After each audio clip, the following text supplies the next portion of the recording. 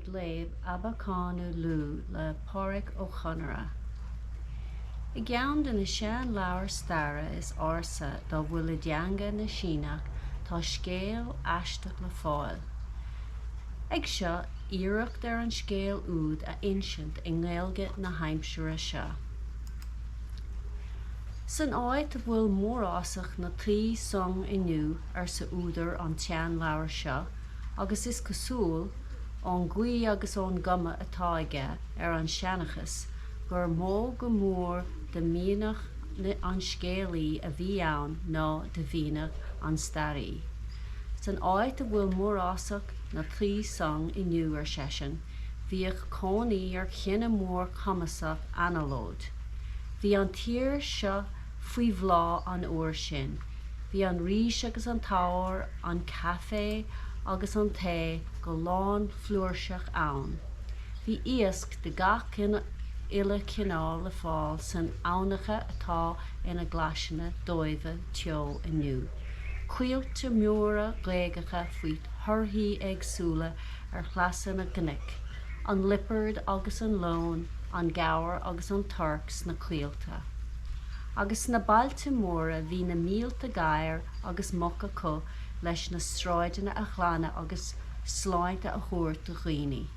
Is cinnte nach raibh éon críoch eile faoin mit a bhí có seanmhar leis an gréach sin ach tír na Síneach a bháin. De fór agus de bhana na habatíneach a bheith an drám a chónaigh sa gréach áilinn seo.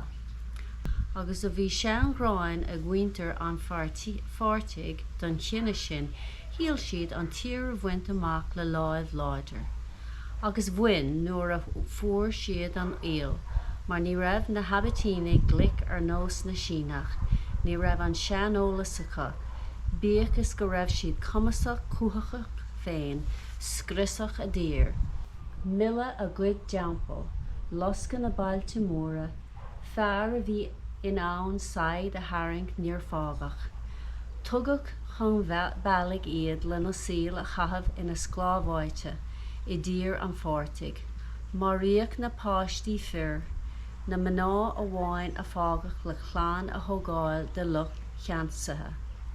Níor éirigh gur maith lo siúd áfach, hí na déithe ina naig, hí na dúile féin go bagrach, is amí fógra a tugach dóibh ach níor ghlacha iad mar bhí siad borb fíochfar ceandána. Ní raibh eolas ná glicas na Síneach acu ach irid leis na habatínaigh féin, agus i gceann na haimsire chonachachas mór an uafás sa gréach. Chuir na déithe cosc le droch na híthe agus le fearthing an lé, chromigh na hánacha, níor fágach bréan isce i dobar. Chearrag na grain, chríonn an fás ile, chréig na mílta gaiir na bailte móra, a deangacha fad a bán a tíirime ag titim lo, a súla ar lasar le lasar na buile, agus siúd ar aig iad in an ranga uafásacha faoi dhéan na gnach ar thóir an isce.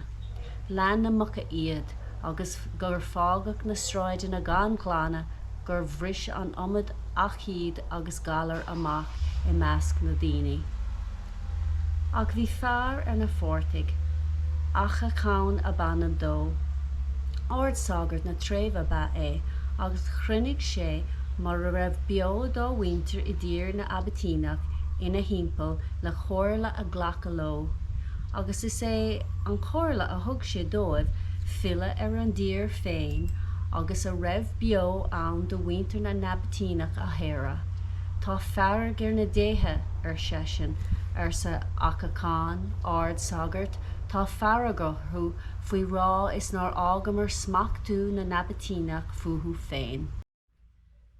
Scéaltar chuthú a bhaile iad ar sesin, ach ní raibh an pobal sásta chomhairle an ard sagart a ghlacha, le láimh láidir a bhain siad an tír amach, agus níor bhíonn lo á trégan. Bhí cuasa an chreasach tugadh ó scian le chéad uair ag an ngrian ó ghabhsaí cheannas na tíre. Cad chuige sa an slua leis an ard sagart, nár thug na déthe chortha dúing an tír a chréigean ribhe se.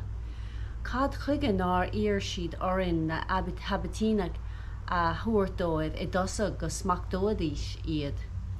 Fanamis mar bhuilamíd siad san, agus coníoch muintir na habitínaigh faoi smacht. Ach gheall siad den do chorla an ard sagart sa deire, éon chanéal amháin, nach rachadís th cheoran na tíortha go méarthach na déthe chortha cínta dóibh go raibh siad ag déanamh dul. Chruinnig a raibh beo dá muintir éon ordan amháin taobh amuigh den príomh chathair. Chruinnig an bhantracht agus an chláán ann na láimh dhéthe agus na híala a gcuid asal agus a gcuid muoin chuilta agus thug siad aig a dír féin. Lig siad an chéad ihe hart faoi bhain an sléife a dugtar nabú inniu, ach ní tuisce ina gola iad, tar éis contúirt agus séthar an lé ná bhathag siad an talamh ag cru agus ag lús go futhú. Chúla siad taran all-mhór mar a bheith na spéirthe ag titim anús orthú, agus a féach bhrúacht teangacha fada chéile tíine a níos ón bholach an sléimhe gur chealgmhaigh na ceann abáide díobh leis na néalta, gur múchach solas na gealaí agus na réaltaí, go raibh an gláán leathan mhór ina raibh siad ina gláán solas, ach ní raibh éon dá cheanga den teangacha tine seo an dá ágáil bholach an sléimhe dóibh. Bhí dá faoi le ag gach ile cheanga díobh agus na dahanna ile ag dolisteach in éon dá iontach amháin in uachtar na spéire. Agus leis an solas áileann seo, chonaic an pobl na gaiir agus na mucha, na leon agus na lipard ag imacht leo trí chialta an glanna. Chonaic siad abhainn hinne a nuas chuthú ó bholach an cnic, abhainn mhór uafásach a scóab lé a raibh sa bhealach. Chonaic siad acachan ard sagart bholach carraige móra a bhreath bán ag imacht leis an luí, a aig tugad na spéirthe ag tuairt ard mhola donna déithe, gur chur siad inúil dá winter go raibh siad ag déanamh lasa.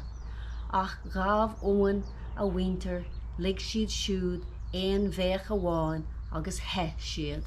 Deir an sean starí sinach gur chreid sé féin nach raibh sa slíomh tine seo ach fin scéal a chum scéalathe an fórtaigh le thúntas a chur a lucht éisteachta, nós na scéalathe ile. Go dainir sé, ní churthann I mo leabhar a chur be mar a méach gur inis mo sean cara dílis óncá dom, go bhacha sé le héad a slíomh lena ghúil féin an toras a thug sé na críocha ó dheas agus Ileán na mara roite. Agus deir óncá lom nach ndéanann muintir na gríoch agus na Ileán úd úntas ná uafás den na sléite tine seo. Mar is dói leis go méach an dán róthe mar a méach go nelíonn an teas amach a dói sin.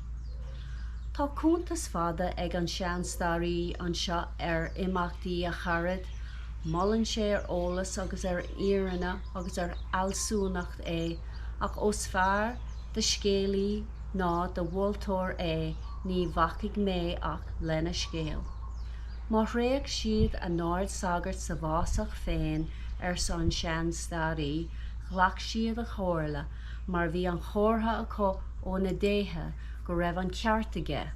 Frocannta díre féin dóibh, chur sé siad na ríthe agus na tíisigh faoi dheasa, go scaoileadh siar a raibh beo den na habitínaigh le go smachdóch na déithe iad a mealach féin.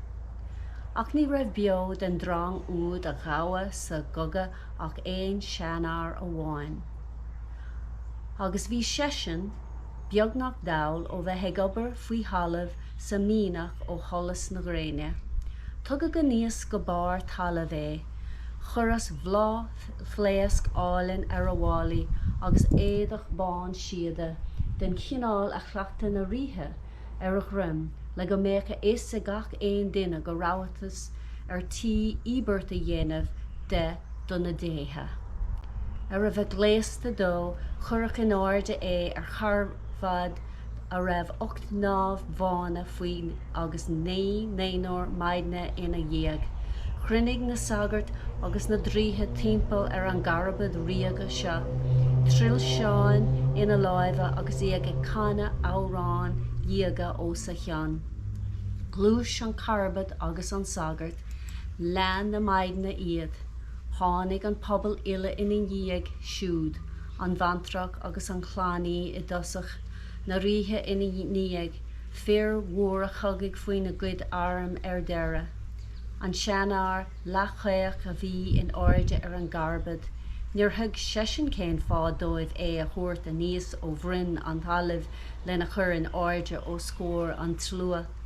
Ní raibh is aige cá chuide go raibh siad a chana ceol agus árán ina thimpeall, ach bhí ceappa aige gur bé an chuí go raibh an bua feite ag a bhaintear féin orthú, agus go raibh siad á bhola agus á héireach ón sclábhaíocht le hagla ó rompu. Bhí an bharúil seo níos láidir aige ar chruchan teorann na nabatíach don mór slua. Mar tugad go nuas den charabad le tuile árán dia go ó sa cheann agus ligad chun bailg agus gaiir mór áthróú. Ach dan sagart agus dríthe agus ríthe an fortig ar ádáin ar cheorann an dá chríoch ag mula na déthe go raibh an seanár agus an gaiir as áirich. Maidir le siúd rinne sé an bailach go maith I dosach, thug sé bhí deara go raibh sé ina thír féin. Chonig sé slíomh mór namba ar a láimh dheis, bhí an abhainn agus an glán ina míoch a áit chonathe ar a aig amach. Híal sé nach méach sé I bhfad go gasbhí duine éigean dá bhaintear leis. An aithinódís céir de dhéanach na fear chruda nuair a chluisidíos an drochiada a tugach dó I dtír an fortig. Nach a bhean a bheith ag fá an áilte rimhe, agus a bhach, ba chóir dó a bheith ina ár mór inis, cé bhéad bliain. Maidir le siúd rinne sé an bailach go maith I dosach, thug sé bhí deara go raibh sé ina thír féin. Chonig sé slíomh mór namba ar a láimh dheis, bhí an abhainn agus an glán ina míoch a áit chonathe ar a aig amach. Híal sé nach méach sé I bhfad go gasbhí duine éigean dá bhaintear leis. An aithinódís céir de dhéanach na fear chruda nuair a chluisidíos an drochiada a tugach dó I dtír an fortig. Nach a bhean a bheith ag fá an áilte rimhe, agus a bhach, ba chóir dó a bheith ina ár mór inis, cé bhéad bliain a chaise faoi halamh. Híal sé a ggóireamh le go méocha is aige cén ise bhí ag a bhach, ach níor éirigh leis. Ní raibh ann ach máilreach nuair a dág sé féin an baile, agus is máilreach a bhí ann fós dá mír don fictúr a bhí os ceor a thuúil. Bhí crí an teanár éadrom ag cuimhnamh dó ar an Scéal a bhí le teacht agus I measc go Gaeilge. Bhí titim na híthe ann nuair a chrug sé an abhainn, bhuail sé faoi ar thulcháin agus scaoil sé an gaiir mar bhí tart air. Ach buineadh get as nuair chonig sé gur ag siúil ar an abhainn a bhí an gaiir.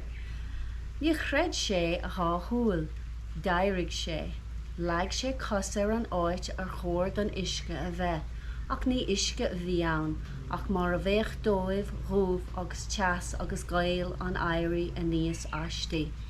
Chuaigh an gail seo ina chrón agus ina bhéal agus dóbar dó titim. Is an sin a thug sé faoi deara nach raibh dulúr ar na crán a bhí lena ais, go raibh an féir féin fiota, bíochas go raibh tús an táirigh ann. Chléigh sé ar an gaiir, níor tháinig sé sin chuige, chonig sé ag amach le buile tríd an leann chur sé ún na mór ar, agus ó bhí an oíche ann faoi seo, chuaigh sé isteach I scalp go mbeadh dras codalta aige. Ní tuisce a dhún sé a dhá chúl ná chúla sé glór I bhogus dó. Cheap sé I dosach gur ag brin loidig a bhí sé, ach níor a bheith, chúla sé an athúr é. Aba-Cána-Lú, Aba-Cána-Lú. Fui go de lag glór a raibh binas an dain ann, dairg an seanar de frab. Pádraic Ó sesin ina sean bheach ag tuairt freagra an glór. A bhac féin a bhí ann bagóí leis, an gaiir a chróirigh cruige é. Bhí sé ó bhuail sa deireadh, bhí sé I measc go bhaintre. Pádraic Ó sesin dóir de chuta agus a gháileáil sínta amach uí go mbeadh sé amach úd nach bhacaigh sé le blianta. Go bhasach sé le na chrí é, ach níor asc. Bhíoch is gur chúla sé an glór a ríis agus é ag amacht uí mar a híal sé. Ag amacht uí a bhí sé, ag amacht uí, ag gcónaí agus ag dul I luige de réir a chéile. Bhain sé as ina dhiaidh, dá néalóch amach uí agus é I ngráim ann beagnach. Thar an abhainn dóibh agus tríd an chuil hail, agus thar an bhachar atá an taobh hail de se a chuaigh sé. Agus dimigh leis I níag an glór chomh tréine sa bhí ann. Bíoch is go raibh an fér fiota géir ag gearradh a chus agus an bolla a bhí ag éirí a níos as an talamh san áit a raibh an fás ag lubha ag dul ina fóláirí. Anéis agus a rias cheapach sé go raibh sé ag teacht suas leis an té a bhí ag léach, agus an sin gléthach sé féin. Pádraic. Ach ó bhí sé ag éirí tuirse, cheap sé a scí a ligint. Nach bhéachach sé a bhac sa maiile maidin. Cén mhaith dó é féin a bharú an éon chlí seo. Bhí sé tí búla faoi an talamh te tírim agus cead éimeachta a thabhairt don té leis an glór. Nuair a thug sé faoi deara gur an ord a bhí os ceann, a hí féin a bhí sé. Marach an ihe a bheith ann agus na súile a bheith go lag tín aige, déachach sé an deatach ag éirí a níos os ceann na crán ord palme is dócha. Rinne sé an áit I míoch an táras, ba léir dó le solas na gealaí a bhí ag éirí os ceann na crán nar tháinig éon duine ann le fada an lá. Bhí neamhtóga sa doras ann, agus fialaí de cinál grána, agus fér ord sa gosán. Hit a chrí a céird sin, an glór a ríis, gléach sé féin. Bhéach sé, lein sé an glór a ríis, agus an glór ag imeacht uí mar a híal sé. É ag dul I lige agus I lige, eisin ag géarú an siúl, agus an gléach ó hám go hám. Pádraic, gur hit sé sa deireadh le tuirse agus le haspa anála. Bhí an lá ann nuair a d'éirigh sé, na céit a cág feola a bhí ag scracha agus an foláin ó sa cheann sa spéir a rúise gé. In aice leis bhí conablach a bhí á fiocha acu, chur an ngubba fada cama agus a súla beag a dearga santacha agla ba bheag leis na héan fíochmhara sin é a alpa ina bheatha. Dimigh leis agus súla ge go bhaíoch sé bia agus deach in áit éigen, ach ní bhuair. Ní raibh bia le fáil éon anmhí sa mán osach sin, ach ag an gach feola agus ag an madra alta a chlogach salachar bith. Agus an seo agus an siúd fud an wachara. Chonig sé na carnáin cnávis an áit a hitach an duine nó an behiach. Aba-Cána-Lú sa an glór a ríis, an glór úd a bhí ábheala isteach sa bhásach. Glór a bhic mar a híal sé, faoi bhain sceice chóra a bhí sé nuair a chúla sé an uair seo é, agus bhí sé rólág, róhirsach, róthocach le freagra a thuairt ní raibh ann éirí. Ní raibh ann súil féin a oscailt. Is a réigean a bhí á wathú ann, ach bhí na focail úd, Aba-Cána-Lú, ag déanamh ceol ina chlósa. Bíochas go raibh an bás féin ag teanna leis. Ach sular imig an tainneamh uig, doscail sé a rá chúil, agus chonig sé go gláán séir soléir an fearóid a bhí in áirde ar an gréibh agus na focail Aba-Cána-Lú á gana aici. Agus mar a méid na súla a bheith go lag tínaige, déachach sé na mílta cáig fiola chuige inéir agus iad go chréasach bhíochfar ochrach. Ba é an fearóid seo a bheal an seanar isteach sa bhása lena glór, an tain ní bio a bhí in ann teanga na nabatínach a chana nuair a fuair an sean sclábhí bás faoi bun na scecha, agus ursa an sean slí sínach in éire a cheannachas, agus ní bhécha is agam inniu ar sesin go raibh a chinne a lehéad de chinne ná a lehéad de tír áil in ann riamh mar a méid go bhfuil an tuairisc in áir leabhar. Agus sin é an scéal Aba-Cána-Lú.